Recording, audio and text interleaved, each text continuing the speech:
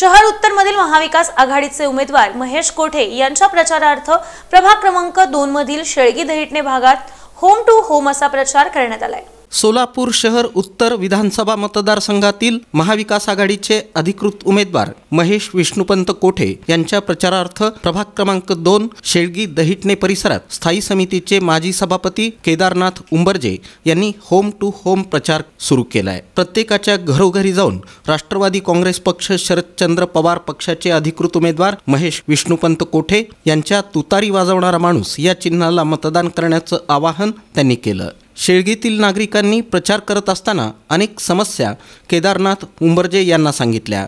पाणी 7 ते 8 दिवसाआड येत आहे, विजेचं लोड शेडिंग वाढलं आहे, रस्त्याची समस्या याबाबत नागरिकांनी तक्रारी केल्या।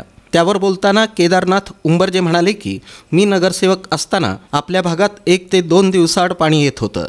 मी आणि महेश कोठे इथून निवडून आल्यानंतर या भागात आम्ही आमच्या कार्यकाळात पाण्याच्या टाक्या बांधल्या, पण सध्या त्यात पाणी नाही, अशी बिकट अवस्था आहे।